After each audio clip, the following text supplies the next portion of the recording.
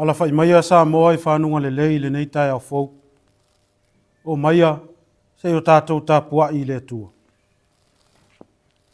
Me vi atu ia au tau i le li a wae le lei o ia. A wae whaavavau lava lo nā alofa.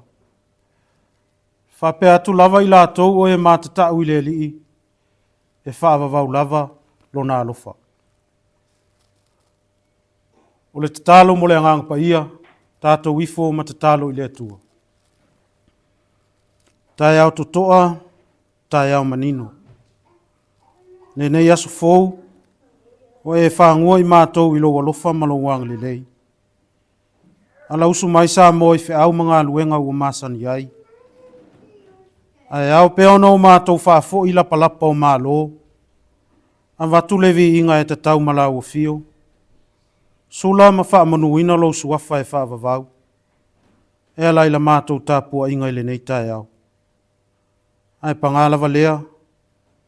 Whai e fuala mātou tāpua inga nei. E le whaatasi mai e alai lo wanganga. Lea u mātou mua i tālo ai. Tau tō luaina i mātou uma i lo wanganga.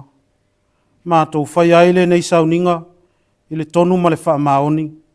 Te fia sila mai ai. O mātou te talo. E ala atu le suafa malo Yesu ke risolo mātou wali i malo mātou whaola. Amen. Tātou pe pese i le atua i le pese tolu se lau ma le tolu. Tolu se lau ma le tolu le pese tātou te pe pese ai.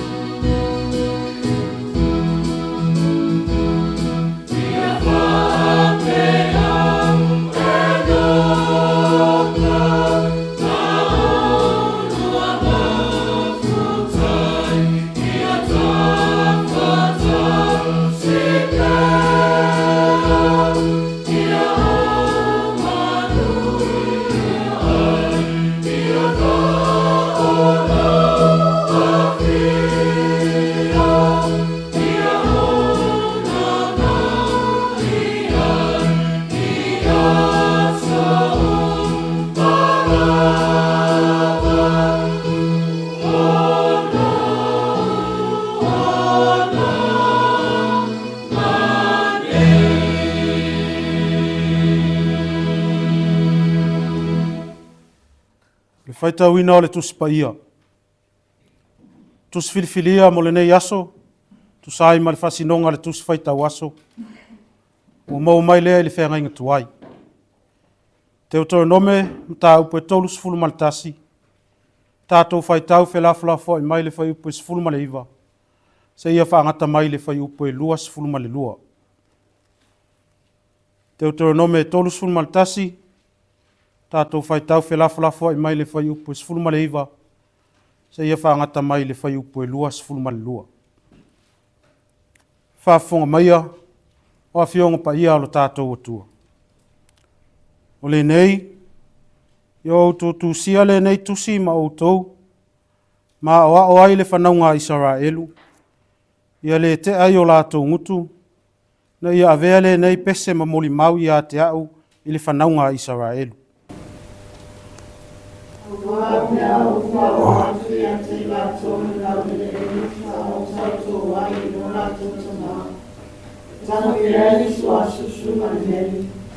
Ia uma foi na lato ai, ma lato ma ona, ma pusa ai lato, na fasanga del lato e tu esse, ma ona asu ia, na ino mai atia, na soli la fiamena. A o fo ia te ilatou o mea leanga e tele, ma mea e tinga ai, una whailea o le nei pese ma moli mau ia te ilatou, awa ele ngalo ai ngutu o lātou whanau.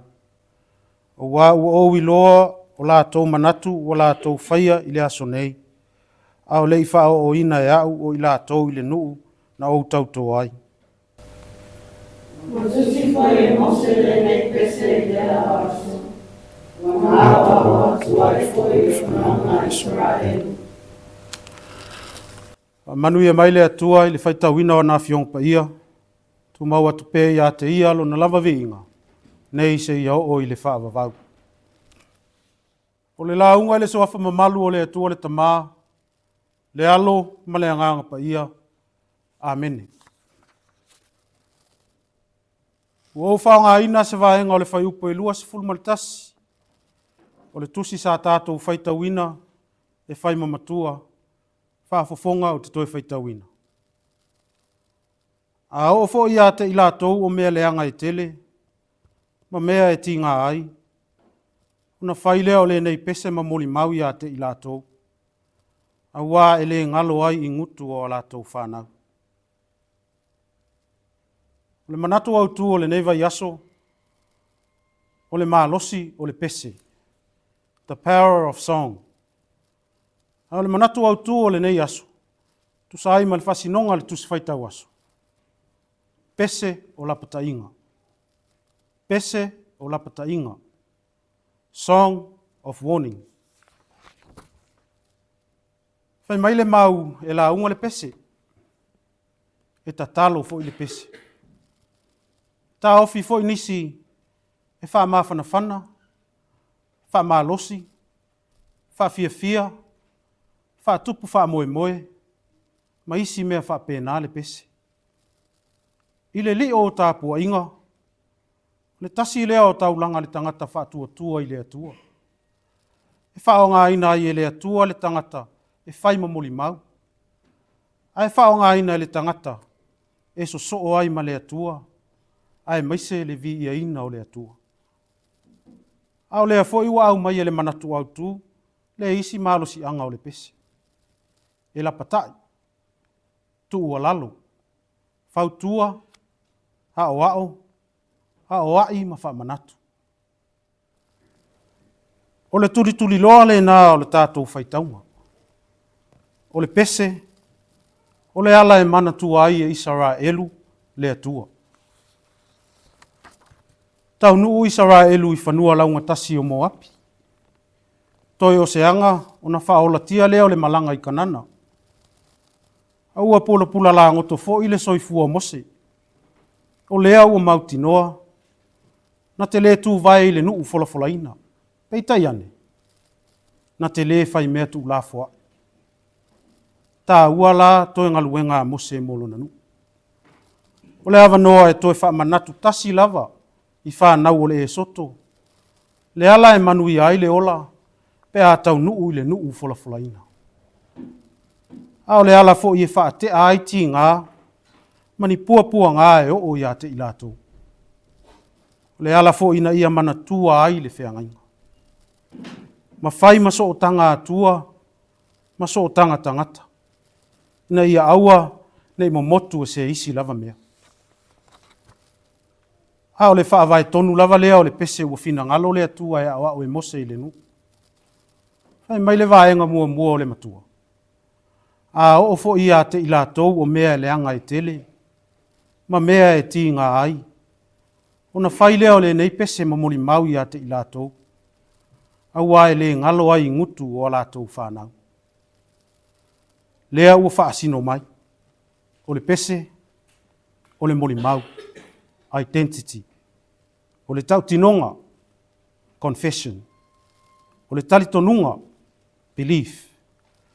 Po se whamatalanga i se mea na wa ai tino i aise tangata, witness. Ai winga tutusa foi, ma le upu tali. Response or answer. Lona winga, o le pese, o le whaasino manga e loa ai le nuu o le atua i nuu ese. Ma le vaila au, po le fofo e fo i ai whaingata. Ua sila fia le lei e le atua, loto le nuu, ma mea e mana na o ai, pe a o le nuu folafolaina. E ngalo le whaasino manga, pe a o ina maa o ona ma puputa. A ngalo le whaasino manga, ua ngalo le whiangainga. A ngalo le whiangainga, ua ino i le atua. Le ala lea e tāu ai le pese langi pea e o i whanau. O le mea tāu ai i nei, o le vi inga e o whaatasi ma le whaasino manga. Ai ao ina tutupu mai pua ngā, pea o ese ma le atua, whetalai le atua, e lea i lava se isi ala e toi mana tua ai o au, o lo outou atua. O outou o lo onu. Pau wā lea o le fufo. O pese po vi inga. Ai se pine o la utala, o lo o moli mau le salamo e se lau tolu se fulu male fitu. Ina ua whata whea i papelonia le nuu, na o le no nofo i au vai o vai tafe ma whetangisi, ma whapeane. Pe whape whea ona o mātou pe pese le pese i le alii i le nuu ese. Tasi lea o taunu unga o whetalai ngā lea tua i amose. Ia o toa o aole nei pese, e whai mamoli mau, pe alo fia o tou i pua ngā.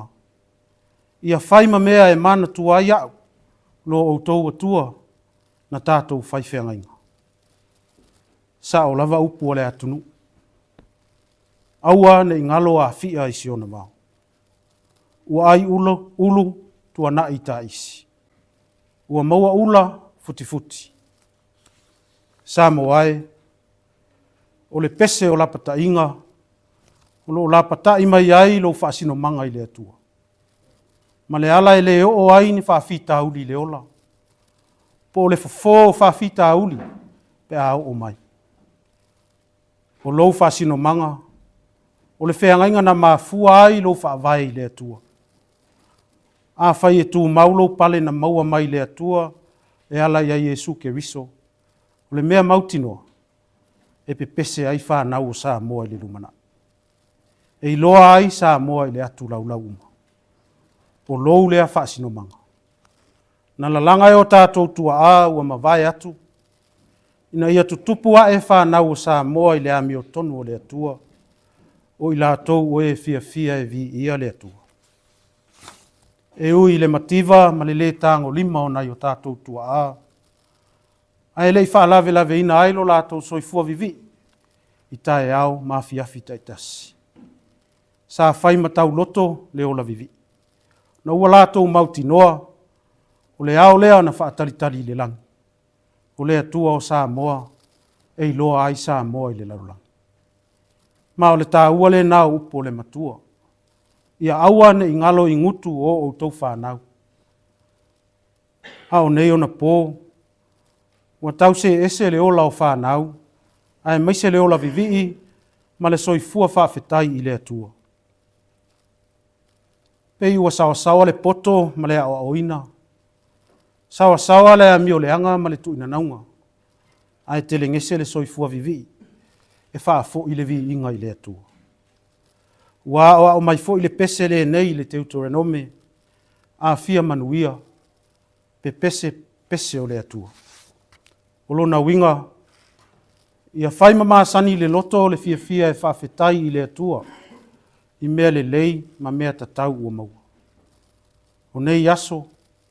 Pei ua maasani le tufi tau whao. Ai le maasani e vivi. A o fo ina tutupu whainga tau le ola. Tasi lea vaila au au ngā e whai mafufu. O le pese. E tatala e le ola vivi. Le toi whao la ina. Ma le toi whau wina o le soifua o le tangata. E moli mau fo i le ola vivi. I le soifua whao ngā ina o le tangata. E ese le ola vivi ina whaavai ai sa moa. Ese fo linga ia ua iai le ola vivi. O nisi o tupulanga ma whanau o sa moa i nei o na po. Ua le masino se vai panoa o sa moa. Ma le lalo langi i whawhita auli e tutupu. Ona ua sumalievi inga o le tangata. Ai pei ua whai ma mea ula le alu le falsa. O le whamanatu o le tala le lei. A whai lava e ngalo i mātua le pese i le atua. E ngalo fo i ngutu o whanau.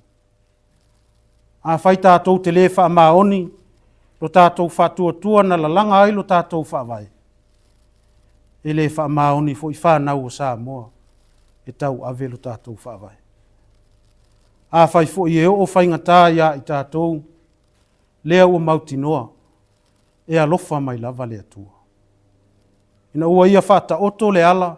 E whesanga i ai ma whaingatā. O le ala e whaingofie. Na o le vivi ia i le atua. Ele ingalo ia Yesu. Nona tamaa o ia i le lalolang. Na o i le sa tauro malana whetalainga. Au ane i whaia lo uloto a o lo finangalo. Ele ingalo fo ia Yesu lona au soo. Ele ia fio i le lang. I lana whetalainga.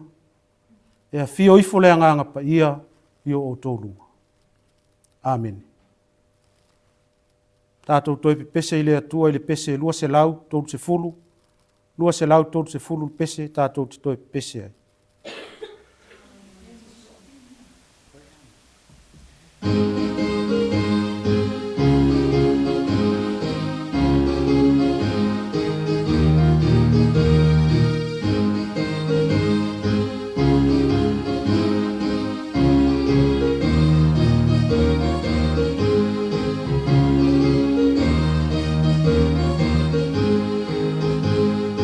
Long the hill of blessed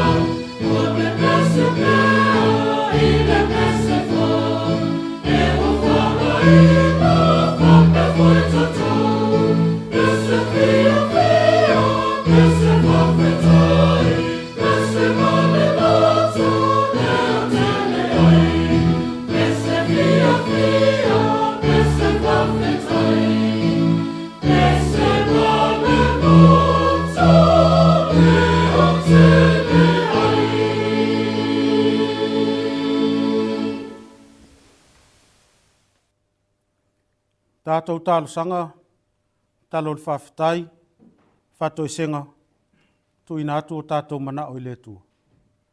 Tātou ifo, matatalo i le tua. Le tua tolu tasi pa i ai, le tua le tamā, le alo, ma le angang pa ia. O le tua fōfola ua fio, na e whaia le langi, ma le lalo langi lo mana, ma lo sidi esi. Whaia fo i le tangata ia fōlinga i lau ua fio, ma le wha moe moe ia i lona vivi, ma tau lo mamaru. Mātou a whea lau ua fio i le neita e au. Se o mātou vi ia, ma wha manuina lo suafa. O wao lau ua fio o le tupu o tupu, o le ali o li. E o le mana, ma le malosi umalawa. Mātou moli mauina pēa lo wanga le lei tau si mai. A wao lo manuia, si o mātou atunu ua atoa. A mata mai ona tai, se iau o lava i tangata anu. Wha manuina lo suafa, ona wau wha manu yanga e tele, ma lo walofa wha soa ua e fua i mai. O tā leni maanga waa, o le poto ma le ata mai. Le malosi wha fōwina ma le ola tului. Wha tino ailo mātou o la wala awina e peona e fina ngaloai. Mātou wha whetai au mea alofa wha le tino ma ta mao a inga ua au wala ese mai. Tausi ai mātou ia so uma. Mātou whawhetai ona o lau tausinga ma lau pui ngā alofa ila mātou sa walinga ili nei tausanga. Awa e ui no mātou whetai ai pēa ma pōpua ngā malu i tau. Ai te sauni a pēa ala e mawaile fisosoani mo i mātou. Whawhetai awa ua whātaunu uina fōi ma le manuia nisi o mātou wha moe muenga. Polo kalame fōi ale nei ala whasalalau. O awanoa lava na e saunia. Mātou te wheilo ai, ma whituwha i ai to tono lau whi au malau ngā luenga. Awanoa fōi wa avea pēa ma wha amao si au i au tangata. Lo lātou soifua au auna, mō lau a fio ma lau finangalo. Whawhetai au fionga pa ia o mātou whaita wina. Whai masulu i o mātou vae, a malama i o mātou wala. Mātou te iloa ai lau finangalo, e aona o mātou sāva vadi ai. Whawhetai le ngaluenga mana alo lava nganga pa ia. Mātou whisoso ani sili. O lo tu mumusu mai, taimi mātou te vai, ma le mautonu ai. A le whawhetai sili. Na o le whaola tangana e saunia, mo i mātou uma. E ala ia Yesu ke riso lo walo pele to atasi. Na maliu ma toi tonu, toi tu manu maa lo, ina ia ola le lalolangi ato. O lea u mātou sa, o loto ai, o e na saisaitia i le angasala. Mo ua mātou saufanga ai lo maa lo. Pe a whai mātou te sala mofa maoni, ma whātua tua i lau a fio. Mau atu pēa i lau a fio le vi inga, whamanu ma le whaanetanga. Nei maso umalava se iau o i le whaavavau. Le atuolo mātou tamā. Tonu lava, lau a fio mau whaamasinonga uma i o mātou nei tangata. Wa e alofa ina fo i mātou le alofa e silio na ato toa. Peitai, o le tusa lava lea ma au wala o mātou tali atuai. Mātou le whaamaoni lo mātou wala awina. O lo fia ngō fia i mātou le whaavaivai. Ua amala mātou wa ai isi o mātou soa tangata. Na ua mātou whaamaululunga a manatu whaapitu. O ala lava ia e atangi ai.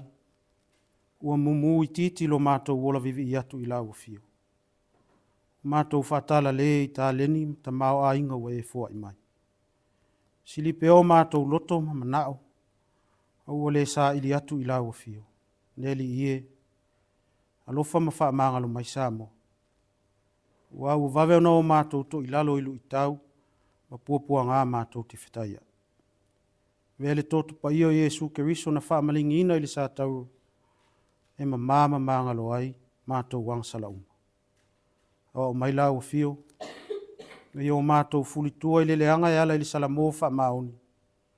Ia mātou whaia mea uma ia tusa malo finangalo. Lea tua whafonga tāloe. Lau fio lava e malia ai o mātou manao i mea lelei uma. Mātou te talo. e whaamanuia mai a Samoa. Amata mai ona taitai, whaale mālo, e ka le sia nu uma ai. Ang le leila wa fio ya tina e nga uma, a wase manuia ma se nofu le lei. Wa ia whapupula pea i o mātou loto, ne tā ua o le ola vivii, ma le ola tautua e le ngata i tiute matofi, wa e wala au ina ailo mātou ola. A ia sili ai tu tonu o lau e ka le sia. Whaama malu o au i au mga luenga o le awhia ngai ai, mai mātou i le nei aso. Fuafuanga alu mamao, ale malo Samoa, whapea fo i lau e ka le sia au. Mātou wha moe atu pea i lau o fio i le taita inga mala, taita i malanga sili. Taunu uai manu. Alofangia e o whea ngai mamai. Wha mawhanawhana, wha maiselo wanganga i e ufitia i wha anoanoanga. Malutia le tū ma le salalau ai o tama whanau o Samoa i le lalulangi ato. Awa mai pea lau o fio, i winga moni o lofina ngalo o mātou maua i le neitai au. Whamanuia i atunu o le Pasifika, ia i o awa lofa mai suinga o ngaunga o le tau. Mana tua ma le alofa le lalulangi vivesi, ia i ailo file mo. O mātou tatalo ia. Whātasi ai matatalo o le loto o le tangata lava ia. Mātou te ofo ina atu, i lau o fio, ia whaia pea lo ufina ngalo. Aia ua lava o mātou loto. O mātou tatalo, e la atu le suafa malo Yesu Keriso, mātou wali i malo mātou whaola. A o le manuia ma le file mu o lau o fio le atua le tamā. Le alofa siri eso Yesu Keriso lo mātou wali i whaola. Ma le mafutanga mawhanawhana ma lau lava anga pa ia. Tu mau maile i o mātou lunga. Ma lunga o lau fuafuanga i le lalolangi atoa. Nei se ia o i le whaavavau. Whaavavau lava. Amen.